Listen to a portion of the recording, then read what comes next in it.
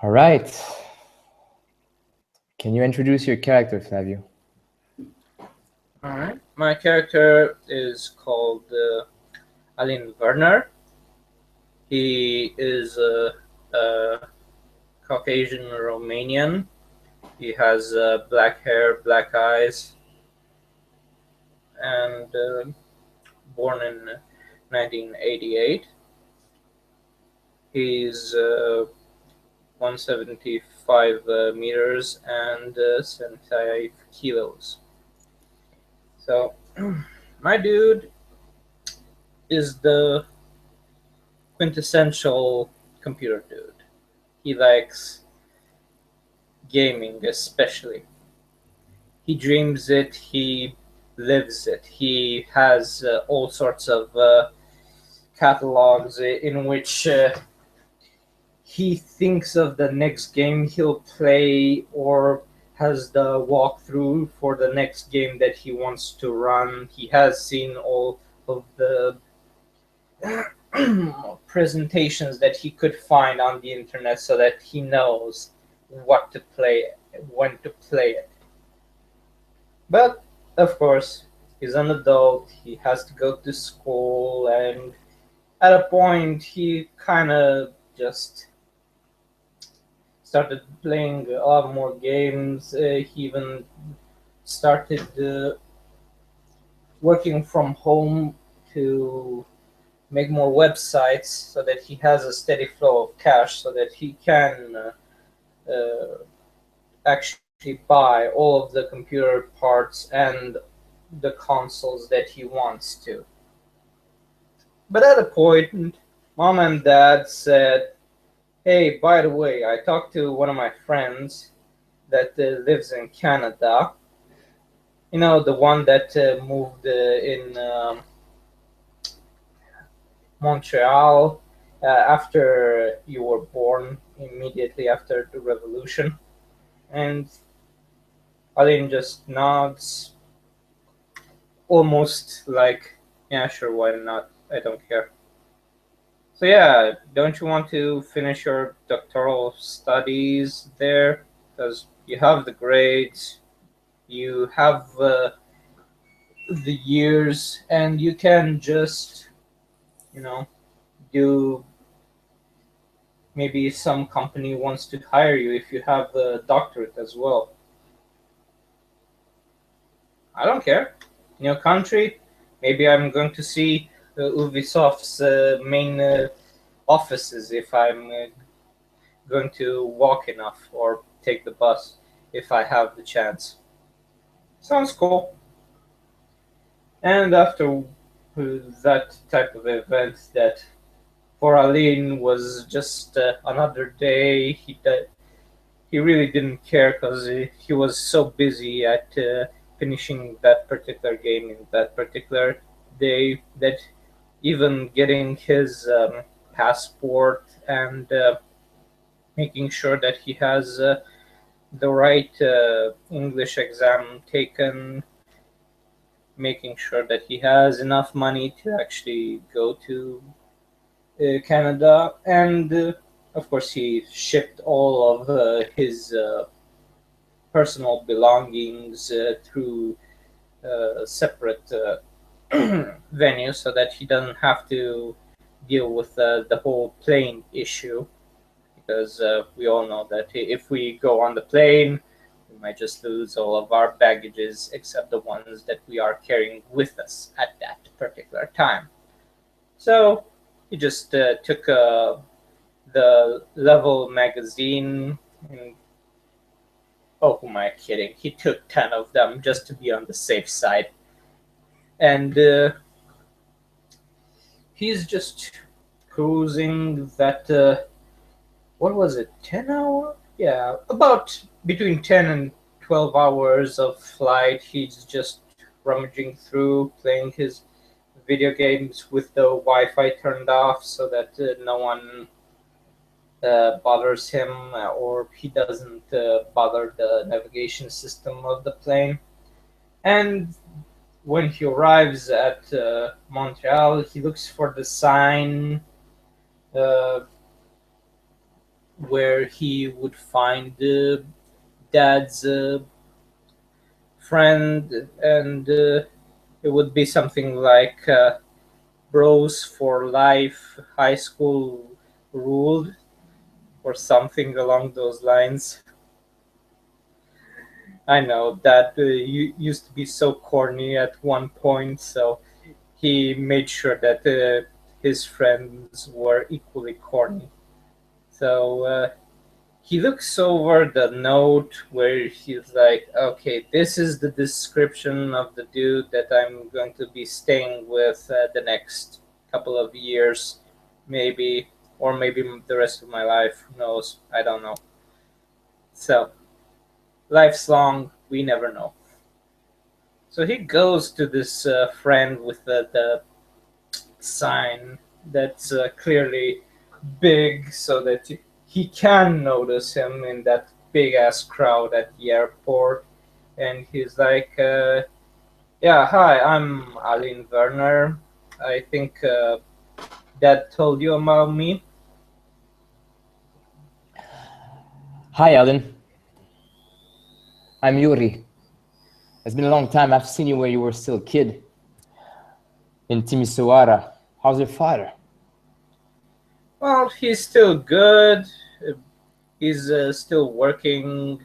Now he's got an engineering job. Ah, yeah. Poor bastards. He always been the study kind of guy.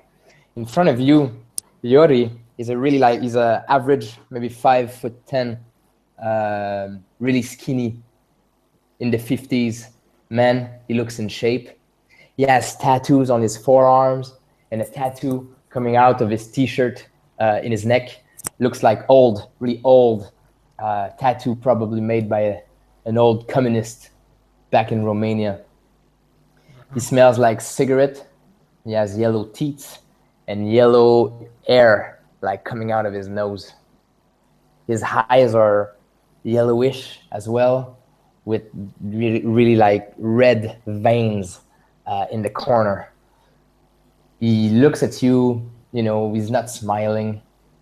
He has a face that doesn't see like he's smiled a lot in his life. And he's looking at you and grabs some of your luggage and says, follow me, Alan. The car, I'm parking a no parking zone. Yes, coming right up. He gets all of his luggage just to be sure that he moves quickly so that no one just finds his dad's friend. To Trudeau Airport. Trudeau Airport is an old airport made of concrete and old windows, and there's a lot of traffic. It seems like it wasn't built for this kind of traffic. So it takes a while for you guys to get out of the actual airport system. And after a while, you go on the highway in a really like industrial area. Around you, it's just like businesses and parking lots, and then you reach like some kind of a highway that's just like a two-level highway kind of thing. And then this is the 40, the Highway 40, which is a trans-Canadian highway, really huge highway with a lot of traffic. And he's talking to you about Montreal, and he says he's been living here so long that he's lost his Romanian accent. He's a chain smoker. The car is like filled with like smoke butches on the floor, and smells like tobacco, and it's dirty and messy. In the back, he throwed some of your luggage in the back. It's like an old Impala, Chevrolet Impala with those, from the early 80s. And the suspension is really soft. So, and the road in Montreal, and he's swearing. You remember the Romanian swears, because every time he's hitting a hole in the concrete, the car goes, and it swings a lot like that, and he's like swearing in Romanian all the time and yelling at other people in their cars around you, like, and he's talking to you about how people don't know how to drive in this city of shit and stuff like that. And then he tells you that he lives in the eastern part of the city, in a neighborhood called Hochelaga Maisonneuve, which is the poorest neighborhood you can get in Montreal. But he has a big apartment that doesn't cost too much, so he's like happy, and he tells you with his smile on his face. And after about, I would say, 45 minutes in the traffic, you guys go out of the highway and get down in the city. And he tells you about the neighborhood. He says it's a French Canadian neighborhood, really poor, lots of crimes, lots of drug dealing on the corner, lots of cheap convenience store, and every two corner. But the neighborhood is kind of cute in the sense of it has this old feel with the old trees and the old buildings. And after a while navigating in the really, really like narrow streets, he parks the car in front of an old, block apartment that has probably something like 25 apartment in it, and has these old gray bricks, as a stairway to go up, and old trees in front of it, so a lot of shadow, not a lot of sun. So it seems like the apartment inside are really dark because of the trees hiding them from the sun. And as you guys climb up the stairs, he opens those two big wooden doors with golden old brass knuckles, and you open the door. And as you get in, you have that smell of that strong smell of pine sol, like the floor just has been wiped off by the caretaker. But the problem is that you can see the stroke of the mop on the ground, and you can see that he's been doing it fast, and he's been doing it fast for many, many years, because in the corners of the walls and the stairs, there's still like this dark mixture of dust and water that always gets in the corner. So it's just a fast cleanup, but it's just dirty all the time. There's dust everywhere on the mailboxes on the right, and in front of you, you see the marble, like that old, really old and cheap marble stairs that goes up, and wooden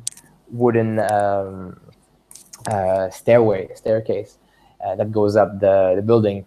And Yor returns to you and he says, this place is old, but it's quiet. I like it that way. I live on the third floor. It's not much, but I have a guest room. I have a guest room for you. Your father called me last night, and he said that you don't need much neither. I'm kind of glad about that. And then so he lives in apartment 33. He opens the door, and it is as you think it is. As you come inside, it's an open area. There's a living room on the right, kitchen on the left, toilet next to the kitchen, and two rooms separated from one another, one on the right, one on the left. And in the middle of this giant space, there is a round carpet. It has a really strong Romanian feel to it. And as he gets inside, he said, "You see that piece of carpet on the floor here? That's the only thing I got from home. That's the only thing I got from home, because I know a guy. There's a strong Romanian community in this city. I'll show you if you have time sometimes. So get yourself comfortable. You have the room on the right, and I'll make some tea. And if you want to join me for a tea or a cigarette, or you're a smoker?" I'm not a smoker, but I would definitely like some tea. As he grabs another smoke, he said, "I hope you don't mind." And he lights up, and he goes into the kitchen.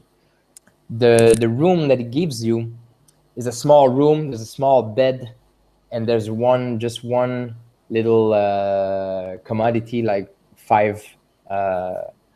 this little wooden box with five. I don't know how to say it in English, but five I forgot how it's called, but to put your clothes inside. So you have It's just like a dresser a or something. drawer, yeah, a drawer kind of thing. You know, you have that, and you can put the clothes in the thing. So Yeah. you have one of those wooden furniture like that, and then you have the bed and a closet, and that's it. There's a window. The window is in the front of the building, so the big trees that you've seen uh, arriving at the building are right in front of your window. So you have it's September, you know, it's early September, so the leaves are still green, and you have the sun coming out through them. It creates a lot of shadow on the walls of the room, and it's dusty. Smells like the door has been closed for a long time.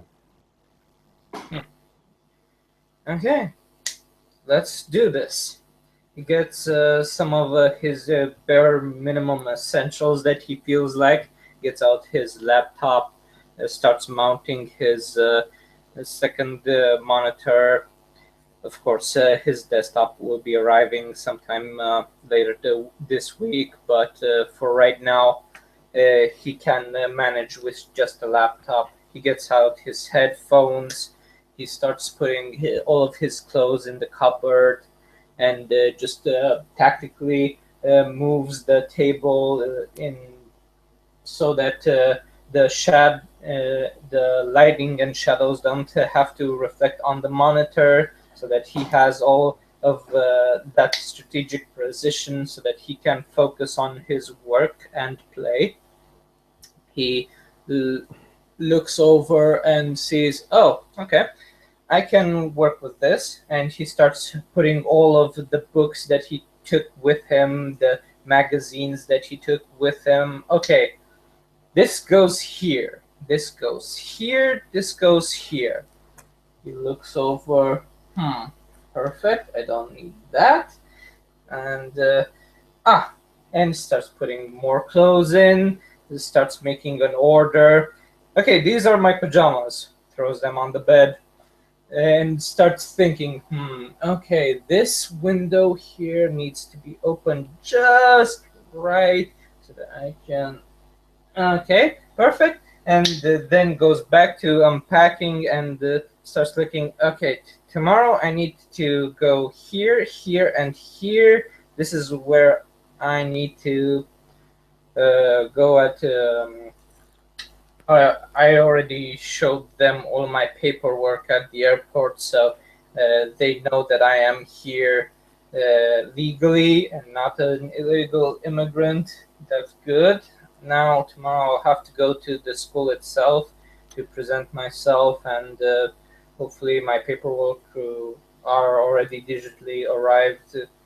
Oh, who am I kidding? They can't just do it digitally because no one's that antiquated, but I have a spare copy in the bag just in case. And he gets out one of those. Uh, let's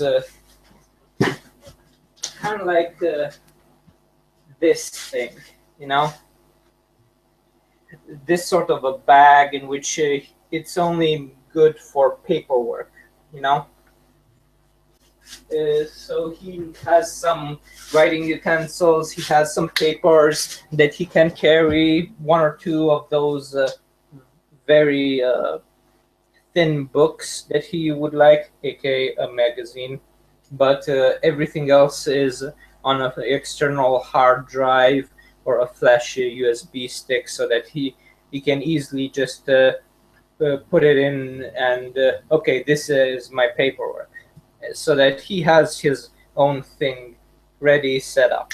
So he, for the rest of the night until morning, he just starts playing, and then when the smartphone just rings, hey, school time. So type of alarm. He goes and starts his morning ritual where he just cleans himself off, gets something to eat, and tells Yuri, "I'm off to school." Yuri is in the kitchen, and he's smoking a cigarette and he's drinking some tea. He's only wearing jogging pants, so you can Mhm. he's chest naked, and he has no he's shirtless, and Yep. what you can see is like that he has these strong Romanian symbols on his chest and back, and that and you see like these old, really old tattoos that don't really have a connection with one another, but they seem to refer to a certain aesthetic. They have a common aesthetic to them, but they don't necessarily are connected as a one big tattoo, but just as many different. He's sitting on the and he has some scars and burns mark on his body. So as he looks up from the newspaper, you can hear in the back uh, some Romanian music. He's listening to a Romanian radio station, and as he looks up at you, he said, "Be careful, son, out there. Don't get lost. If you have any problem, call me on my cell, and I'll try to help you out. Find your way in the city. Remember, you go downtown, the Green Line, the Metro Mhm. line." And Okay. he goes back with his newspaper. Okay. He goes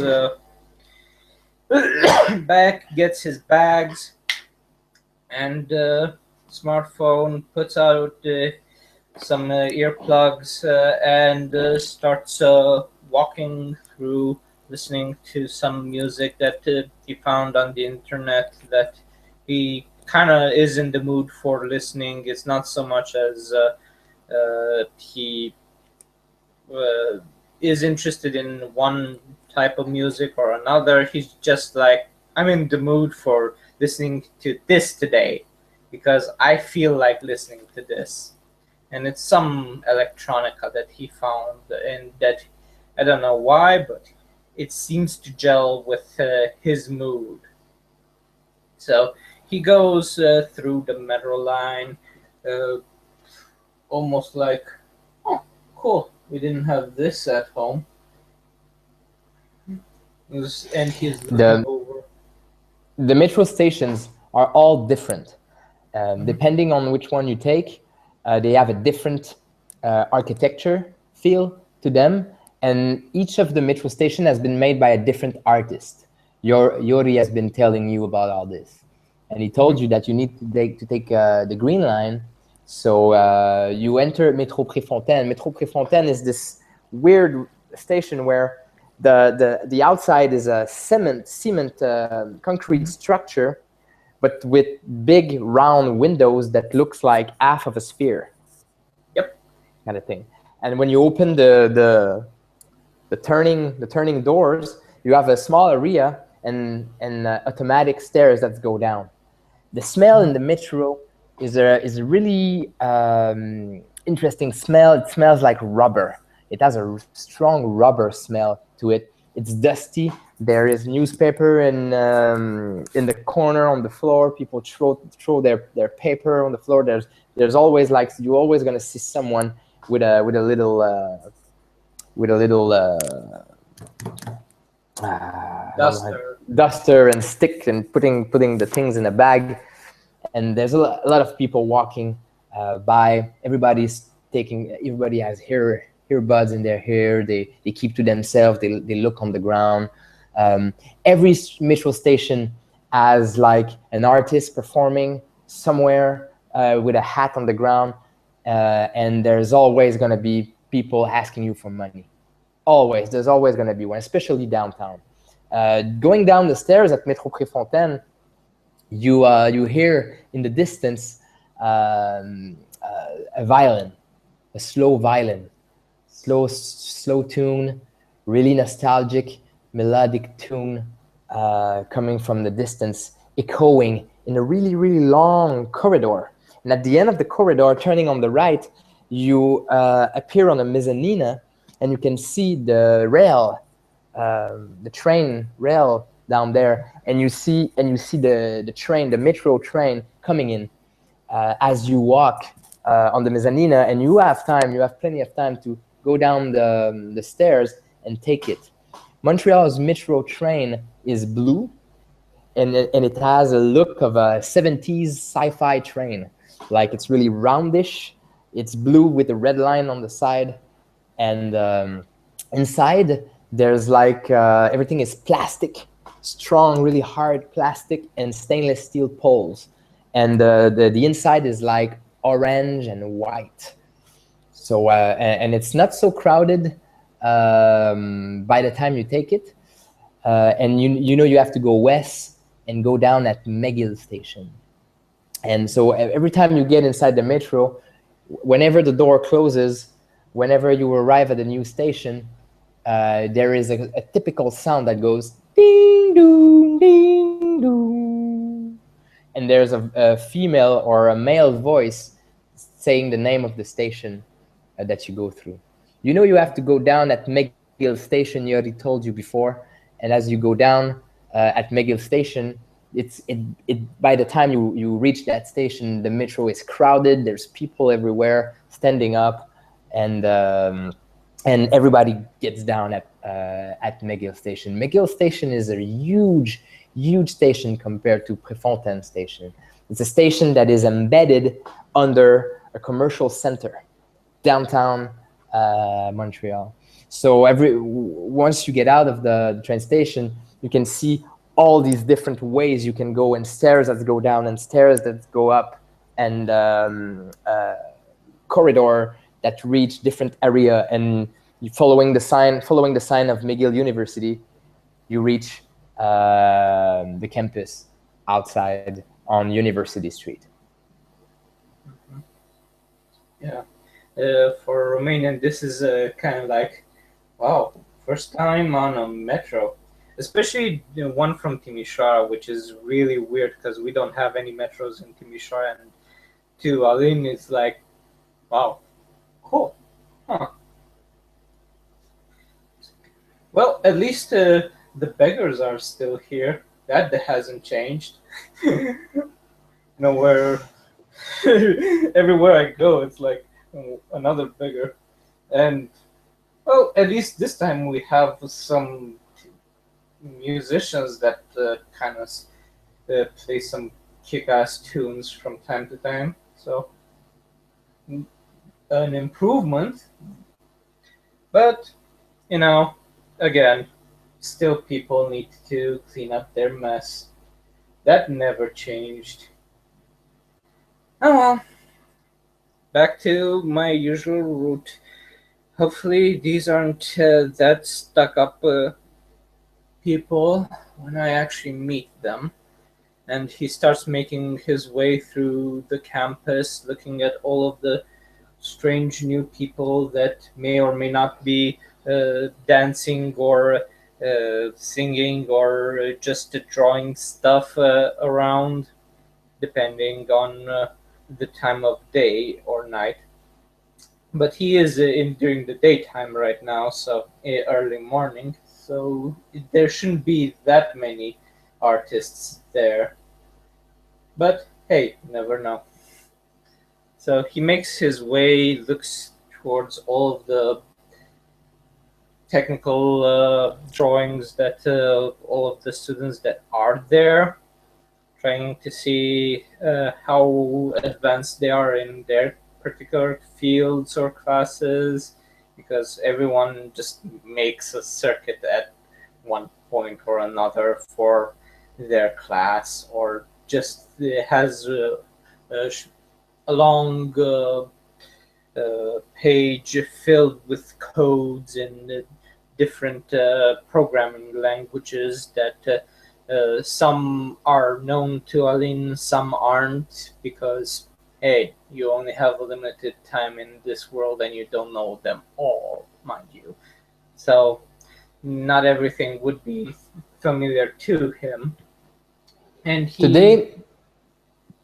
today is registration day, so it's the first day of the week. It's early September. It's a beautiful day. As you walk in the campus, you enter the campus through the main arch, Mhm. And there's a long, really nice, like typical university, American university, like walk, like a path made of stone, and that goes to the main entrance. And there's green, super green, almost bluish grass on each side, with these nice trees full of like blossoms and little flowers in them, making like a really nice path along the stone path toward the entrance. And these like big areas of grass are filled with students sitting and students waiting for other friends to meet up. Some are playing some games like throwing frisbees and stuff, and people meet and people shout to each other, and like they tell, you can hear some stories about what they did last summer, and what class they're gonna register and stuff like that. Everybody's really excited.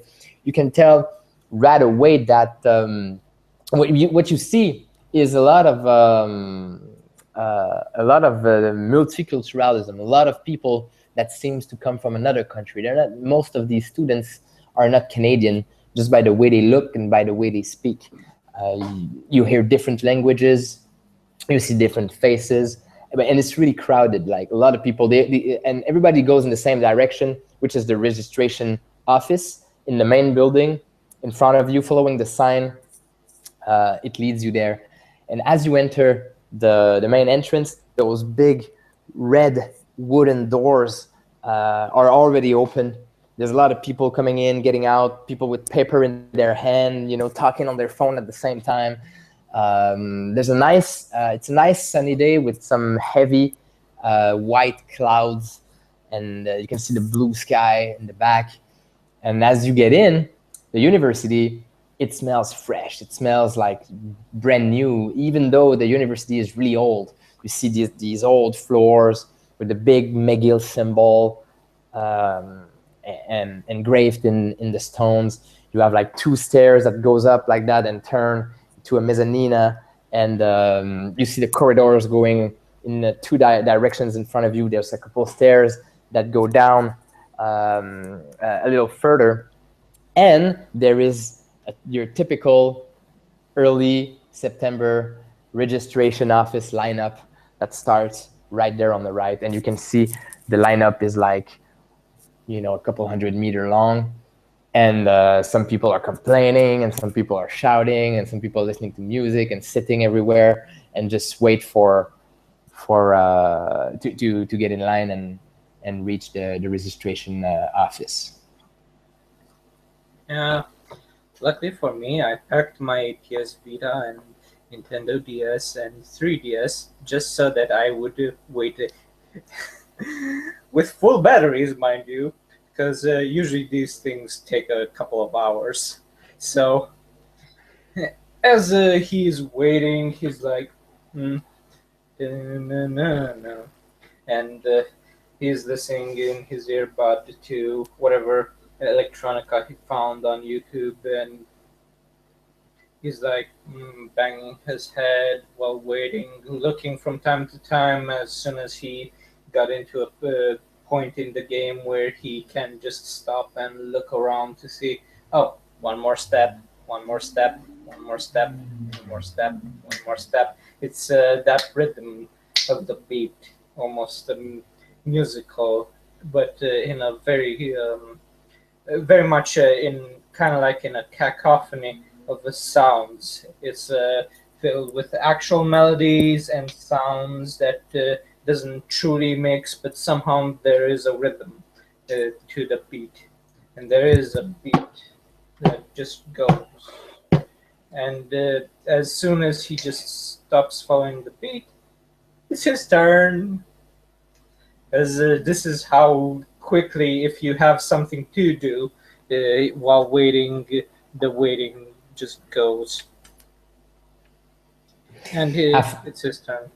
After 3 hours, you reach the area where like it's just a bunch of windows, and there's 5 clerk there, and it's a really old lady that gets to serve you.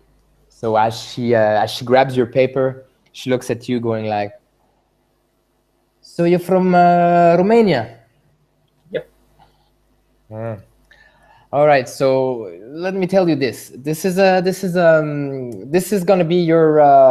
You know where to find your schedule online. Everything you can do it online. And she has this this curly little white afro kind of thing. She looks like she's almost like probably 70-year-old, and she has these old stamp in front of her, and she's sitting at this old wooden desk with just this window that looks like brand new. So there's a clash of there's two eras, like the desk and the floor and the office is really old, but the windows are really new, and the stuff that she's manipulating, there's some really new things and some really old things. Like the stamp, the university stamp is really old, made of wood, with the golden crest on top of it. And then next to her, there's a brand new computer that she's typing really fast on it. So she said, "You're from Romania." I'm from Romania as well. It's been a long time. Which part of Romania? I'm from the Banat region in Timișoara. Lived there most of my life. Yeah, I remember that place. Just a bunch of anyway, never mind. But all right, so here's what you need to know. You're in the computer science department. So the computer science department it's building C dash 21, and you're gonna find it on the northern part of the campus, right behind the library. If you go there, you're gonna be able to meet your teachers, and you're gonna be able to maybe meet like the student association of your department in that area. Now, if you need anything, you need to come to this building. And when you come to this building, you can come here right away, and you can ask for me, and I'm gonna give you some information, right? So if you have some question, you can come over here. Now, the other thing you need to understand is that the school starts next week. So by then, make sure you go get your books at the corporation. Like we here in Canada, they have this thing called the cooperative work, and it's associated with the university building and stuff, and you get some discount prices there. But there's gonna be really long lineups. So if you think this lineup was long, go there now and you'll see this is what's gonna be a long lineup. So you make sure you do that before next week, because if you don't have your book, you're gonna be in big trouble. Now, if you want to know where the Romanian Student Association, my son runs it, and then he used to run it. He's done by now. But go in the building next to the complex center and the sports center. At the end, southern part of the campus is the building called the McDonald building.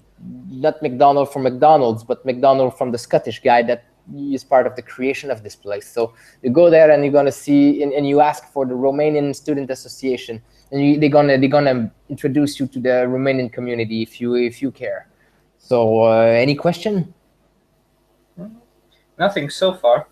Everything's straightforward. All right. So she smiles at you. She stamps your stuff, and she said, "Good luck, and make sure you take your time. Canada is a nice place. You'll have no problem. Have a nice day." And then she smiles at you. Too. You too. See you later, ma'am.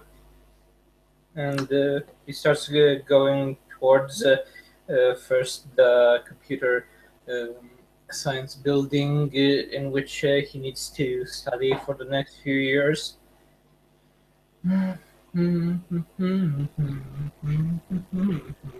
He hums a bit while doing so, trying to get the rhythm of the place, almost as if this is a dance to him. There's really there's a really like dynamic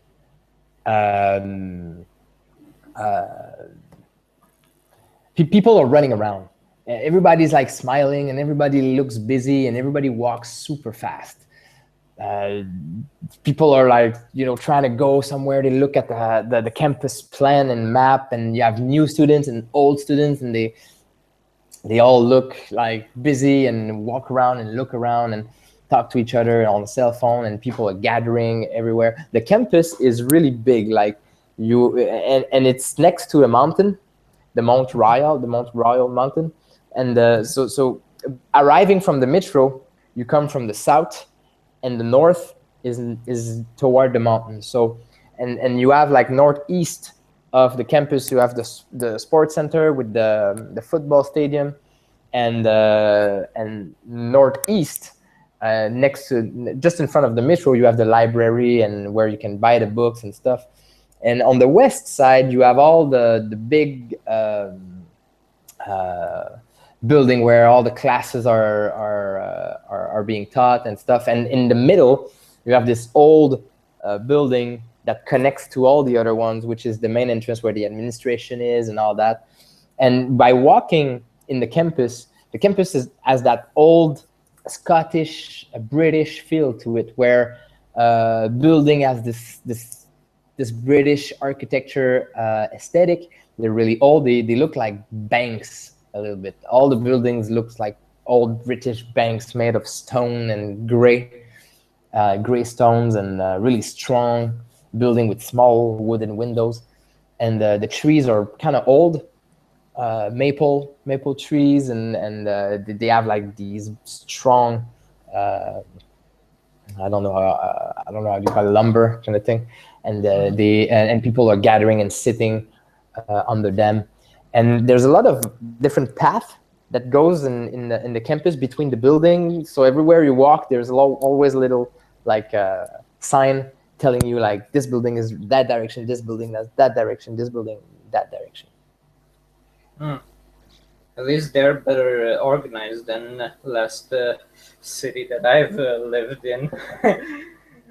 He muses to himself, and he goes to the classes where he should be taking all of the classes. So he's looking at the rooms and trying to get a feel of okay, these are the computer laboratory rooms, these are the amphitheaters, this is the library in which I'm going to have to buy all my books. And he's looking at the librarian, trying to see if someone's there. The library is really busy. It's the beginning of the semester, so a lot of students are asking questions. There's a couple lineups at every counter, and people walking around, ordering books, getting their student card done, and having the library card done as well, take picture taken and stuff. So there's a lot of activity there. Yeah, I'm going to wait in line for my library card to be done, because that's always useful every time that I want to get out some books or borrow from the library. And I'm just going to wait there until it's my turn and play on my PS Vita. Well, until it's my turn to actually say hello, and here's my information, here's my passport, I have it with me, yes, I am a foreign student, yes, I'm from Romania, and yes, I would like your number if you're cute.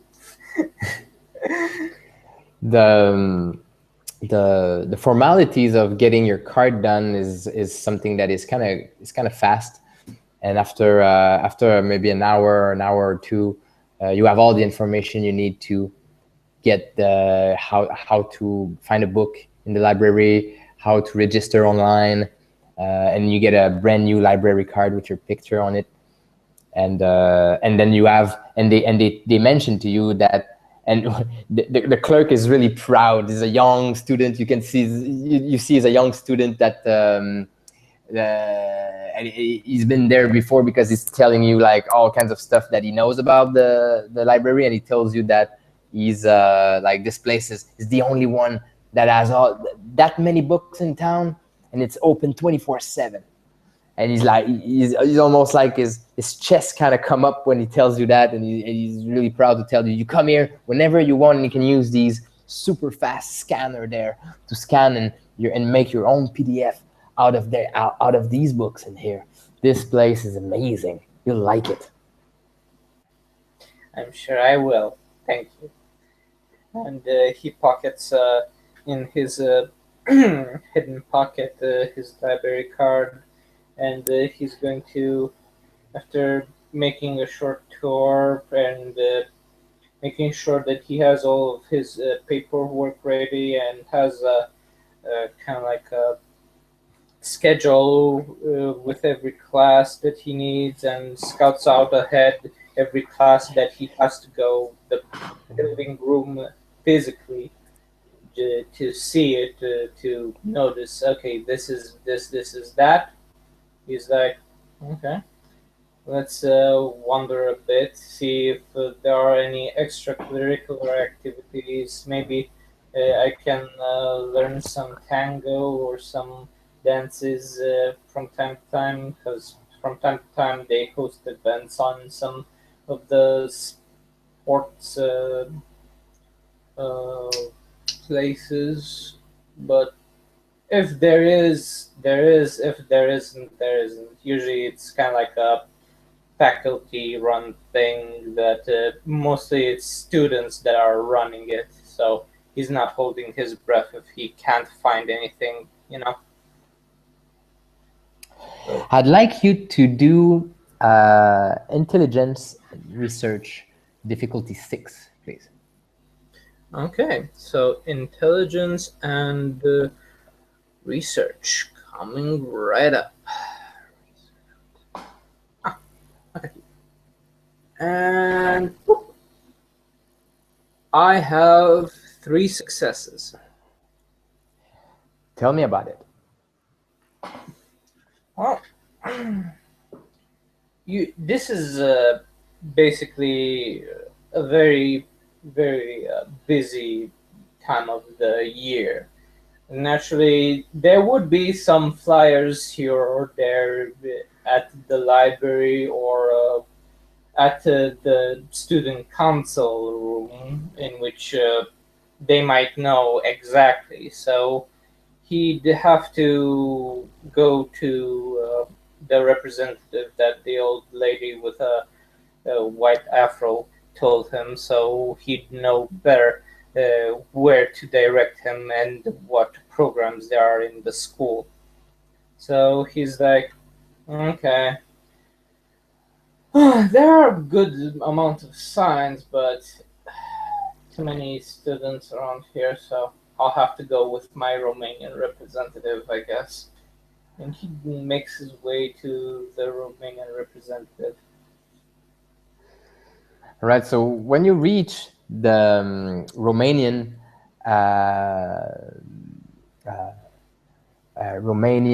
community club, like community, like Romanian student association local, you when you reach that the local, there's only one man and only one dude. He's about 20-year-old, sitting behind a little desk. He's on a laptop.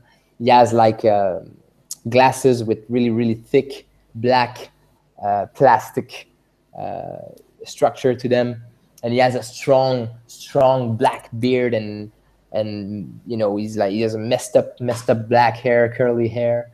He's on a computer and he's chewing a gum like this. Just look at you like, yo, what do you want? Hey, dude, I'm here. I just come from Romania, and I've He's looking at you. He's like, oh, fellow comrade, come on in. What can I do for you? What do you need? You want to know where the party's at? Are you the party guy? You want to know where the females are? What do you want? What do you need? I can't tell you about the booze, but I can't tell you about the drugs. What do you want? Are you the shy kind of dude, or what? Let me show you something. And he's going down his desk like that, and he's rubbing his hand in a box. There's like a cardboard box down there, and he comes out with a flyer and say, "Hey, come to the party for Halloween. That we organized like this nice party with all the other association, and I can introduce you to a couple of Romanian dude if you want." Yeah, What do you but say? What's the deal? yeah, I totally want to meet a few chicks here and there. I would have wanted to know if you know about a few dance classes or something. Maybe I can dance with a few of them beforehand or something, you know? Well, I don't know about dance that much, bruh. But I will tell you this: go in the sports center. They have dance classes there. They're probably gonna start next month because they're probably hiring the teachers right now and organizing their schedules and stuff. But if you go to the sports center, you'll find some dance classes and stuff you can do, and all the activities there. There's probably going to be like a schedule in the entrance or something. So, or you can visit their website as well if you don't want to bother walking around all day. Everything is online now. Okay, thanks, I guess. And I'll see you at Halloween. All right. Like if you need anything, pass by. My name is my name is Bastion. I'm here most of the time. I run the place, but there's gonna be some election soon, so I might gonna lose my job here. So but I'm always around. So yeah, what's your name? I'm Aline Werner. Yeah, nice to meet you, Aline. So yeah, man, make yourself at home. You can come by. The room is really small, and there's a couple couches, like two couches in a L position, and there's like a microwave on a little table, and a table and a couple chair in the middle. And there's it's just some posters on the walls, and some different like school activities posters on the wall, and there's a Romanian flag next to the entrance where he's sitting. Mm-hmm. Okay. I'll talk to you later if I see you. So, All right, cheers. cheers, man. Yep. And he makes his way to the sports center to see all of the people that are enrolling in the various sports activities, which he specifically just wants to see if there are some uh, dance classes that are there so that he can meet some chicks that know how to dance. The sports center is this huge, really modern building, separated from all the others. It's on the northeastern part of the campus, right in front of the mountain, and right next to the football field.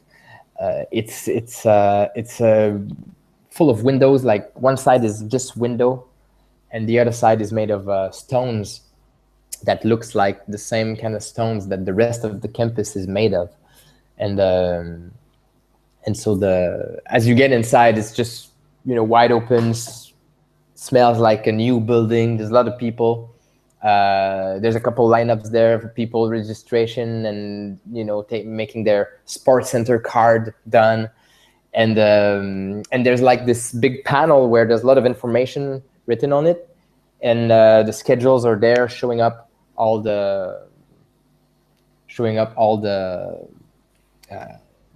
classes that are available and the prices and stuff like that. Mm-hmm. He mostly would be interested in some Argentinian tango, because that's the most free form that he has heard. Maybe some bachata, maybe just I don't know, standard waltz, so that when there are some more classy events, he'd know how to not trip his feet. And he's looking at all of the price ranges so that let's see how many websites I need to make just so that I can participate in everything, basically. So he's just noting down everything because he'll be determining this on how much it will bother him financially and time wise, and how much it would detract from his video game time. So, after, of course, waiting in line to have his card done, because that's always important, he would be just would be like, okay, get the list out. I registered for this, this, and this. I know what my classes are. I know where they are. I don't think that I need to do anything else. So he'd be going to the campus cafeteria to see if it's open to get something to eat and see the how big is the line. The campus cafeteria is in the main building. When you follow the main entrance with the red doors, the big wooden door, you just keep going in the corridor, on the ground level, and you enter and you go in the back of the building.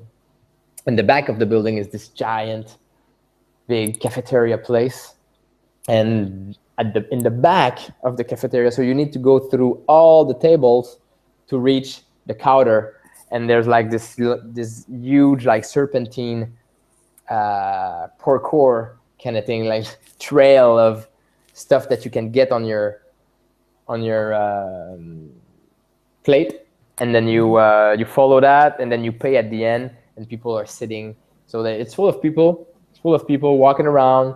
There's no lineup though. You can just go there, get yourself some food, following the trail. It's kind of fast. The service there is kind of fast. There's a lot of people working, and on the right side of the cafeteria, there's just a bunch of selling machine. They sell all kinds of stuff, energy drinks and colas and chips and chocolate bars and all kinds of stuff, like on the right side, on the left side. And above the counter, the ceiling are really, really high. And above the place where they give you the kitchen and where they give you the food, there's windows showing the Mount Royal mountain in the distance. So when you get inside the cafeteria, there's these big like pole. I don't know how you say that in English, but these big, thing that, Pylons. yeah, columns, exactly. There you go. So these big columns in the middle, and every there's like 3 rows of columns that hold down the ceiling. It is really, really high, and these windows let all the light from the sun come in, and you see the mountain in the distance. It's the last building at the end of the campus, at the end of the main building. So yeah, he'd be looking. Let's see, some uh, mashed potatoes, some uh,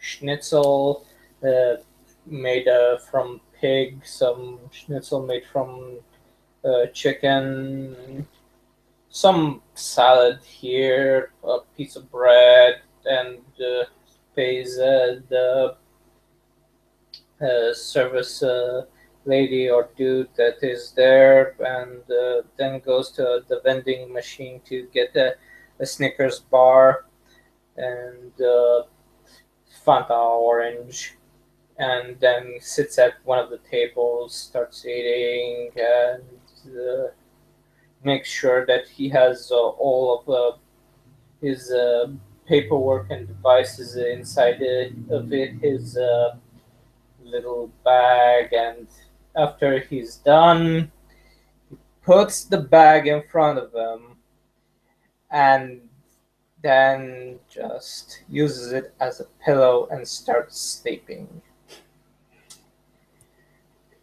Because, yes, he has pulled out all-nighter, and all morning he has walked all over the place to register to everything, so he's going to go visit his little personal dream realm where he's just thinking, okay, so Let's see all of the video games that I want to play. How can I progress into them? And in his mind, it's like a futuristic looking place where he has this comfortable ergonomic chair, and these holographic screens appear all over the place, and it's like he has this holographic keyboard and mouse in which he just zooms over and just does it all through the air, and he's looking at all of the simulations. Okay, this is what I want to do there. Okay, so this is what I did wrong. How can I improve?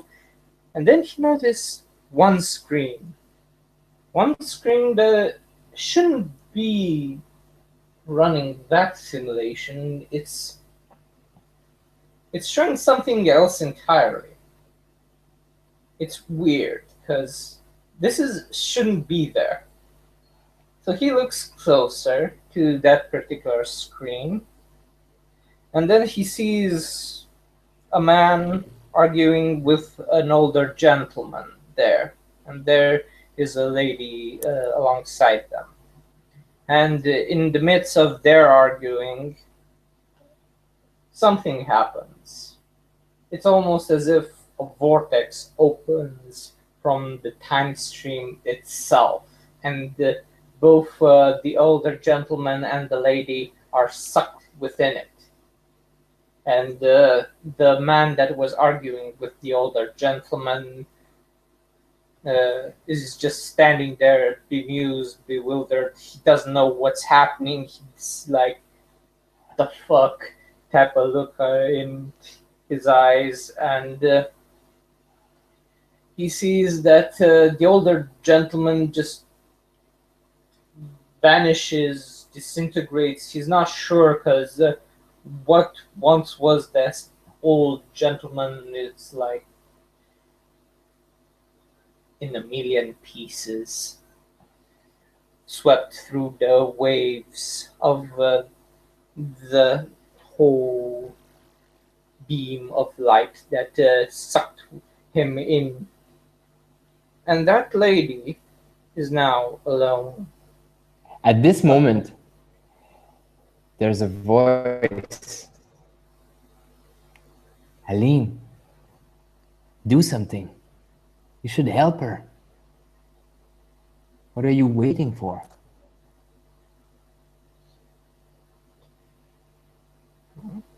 Aline looks weird. You know me. I've been with you all along.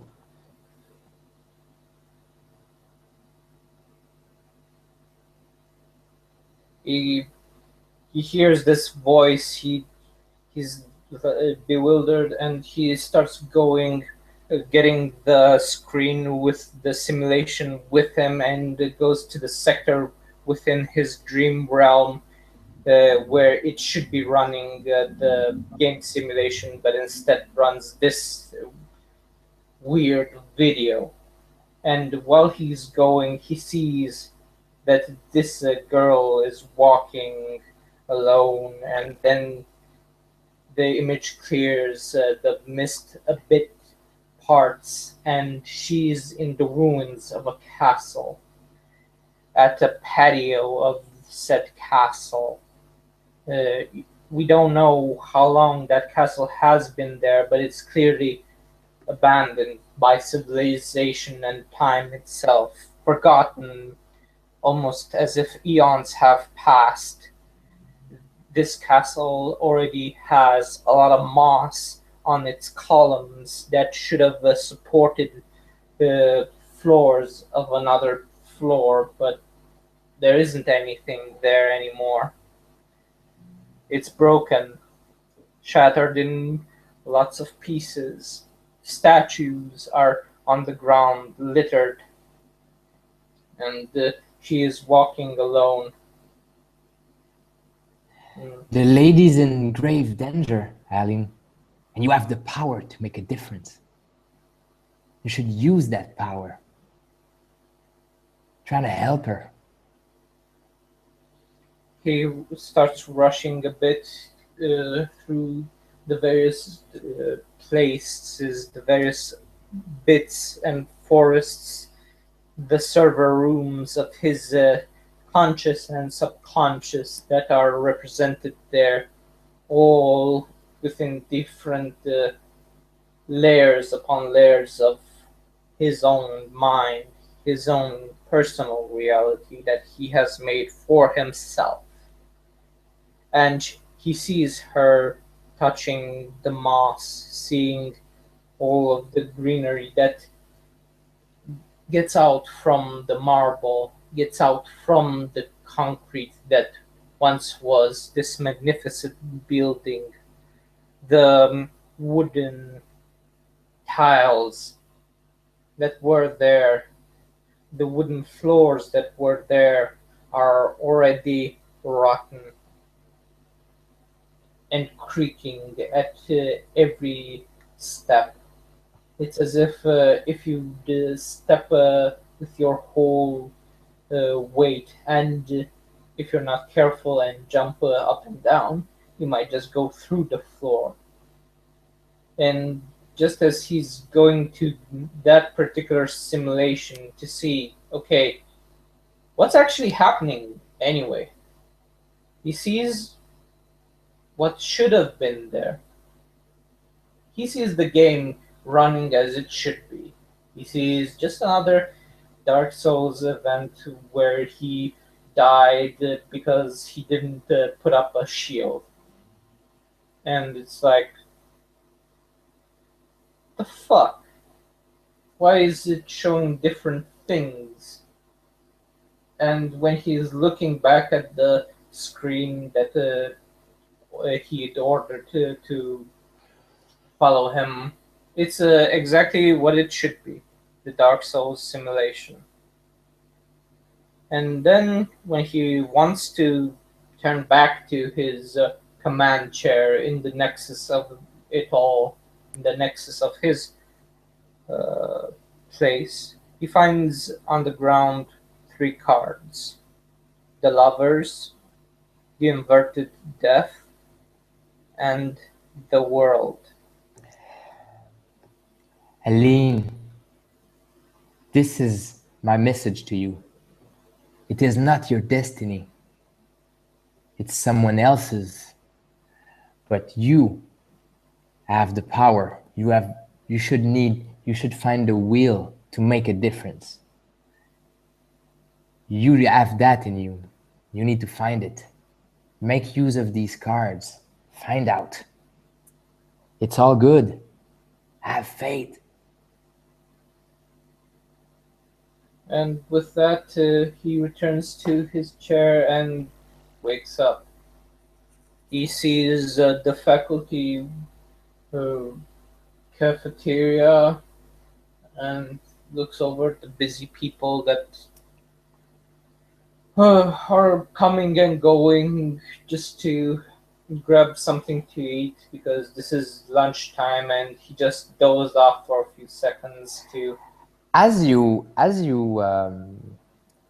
wake up and walk in the cafeteria toward the food distribution center, as you walk through the crowd, people, you see that people have no faces. They have just blank faces. No eyes, no eyebrows, no nose, no nothing. Just a blank face. And nobody's speaking, nobody's talking. And the floor is like the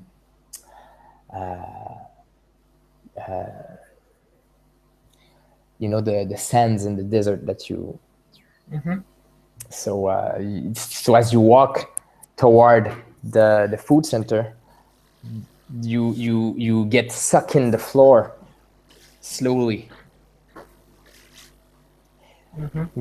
Give me dexterity and athletic. Difficulty 8. Mm-hmm. Okay, let's see how this goes. Motherfucker. Yeah. You get sucked in the floor, and the whole cafeteria seems to follow you with the blank faces people, and you just get sucked in, and the chairs and the table are sucking in. The music in the earbuds play that really fast techno song as that happened. Really super fast techno song, really loud as this happened, and the chairs and the tables and the people get sucked in at your feet at the same place where the whole thing is just falling back on you and just crumbles like this on you. And as you wake up screaming in alone in the cafeteria, there's nobody there. Outside, it's nighttime and it's silence. Fuck. I overslept. Damn. He looks at the watch. It's like, right? 9:30? What? This? I was more tired than I thought. Who knew that riding an airplane for that many hours would take that much out of me? Wow. Oh, okay. I clearly slept a lot more than I should have. And he wipes out the drool out of his face and is like, oh, need to get back to Yuri. Jesus. Wow. Wow. Okay. Weird. I'm going to have to. Wow.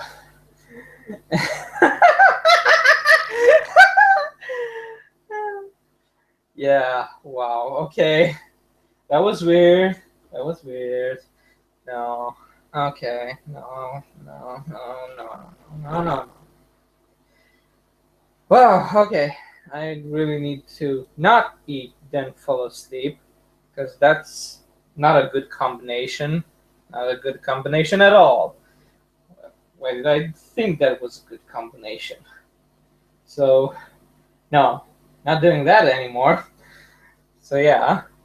And then he hurriedly puts his backpack back on and gets out from the table, puts the tray back where it should be, and he starts making his way back to through the stairs to the metro and through that little place of heaven that Yuri likes to call home.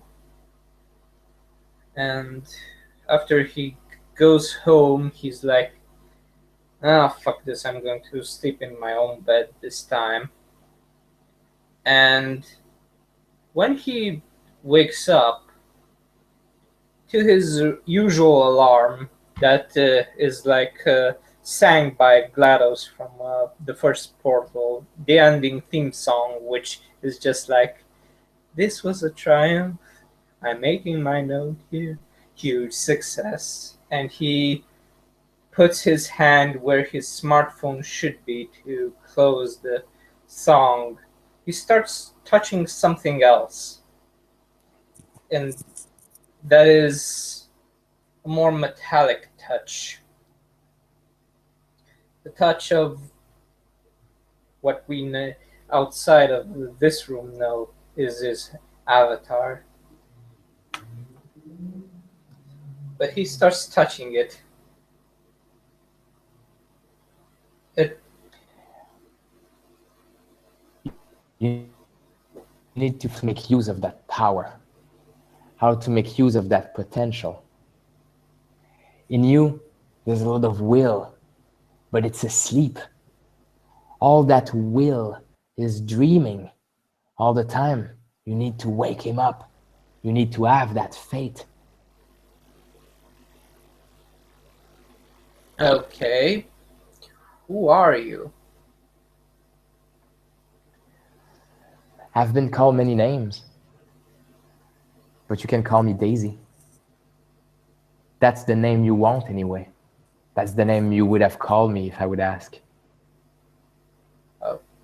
Hi, Daisy. I'm Aline.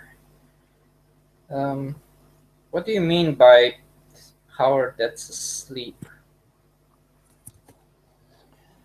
You're a dreamer, Aline. You know it. That's your forte. That's what you do. Within you, there's a strong power, but you need to wake him up. You need to let it be. How do I do that? Only you can tell.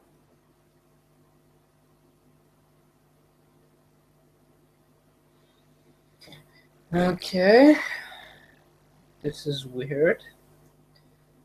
Aline starts assuming a meditative position, and he remembers reading this from one of the books that he has on yoga, that he needs first to breathe in, breathe out, breathe in, breathe out.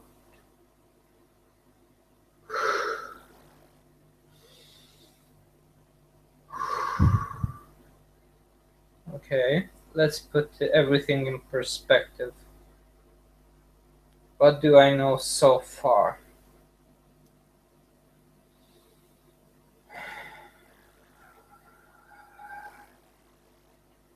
And he thinks on it, starts closing his eyes, assuming the lotus position, and he meditates, thinking, okay, what do I know? What is here that can help me find what I need to think about? Uh, and he is searching his mind, his own dreamscape, for the answer to his question. He needs to find this, whatever this thing is that he needs to grasp. He knows the fortress of his mind because he has modeled it the way he wants to. It is his own realm, his own dream, the place where he finds himself the most comfortable in. And almost as if they're blessed by the gods or God or whatever beings of extra dimensional power have blessed him with. As always, he usually finds what he's looking for without that much problem, because almost as if when he was a child, he always could find things, little pieces of change here or there, keys when he ever needed to, or something. And for some reason, he finds this place within his mind that he never thought of, but he built the chair and the monitors above it. This little room underneath the room that he likes to play all the games. And when he goes downwards, he sees a pulsating light.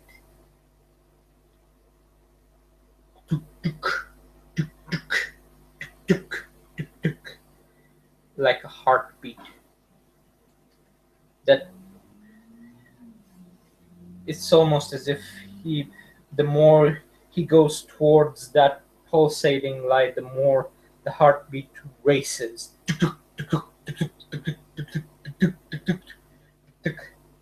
And that yellow light, filled with energy of the cosmos, starts touching it.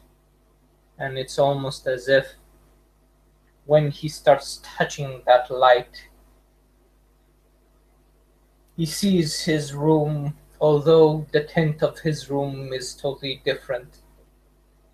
It's as if someone put some glasses on and change the color of everything.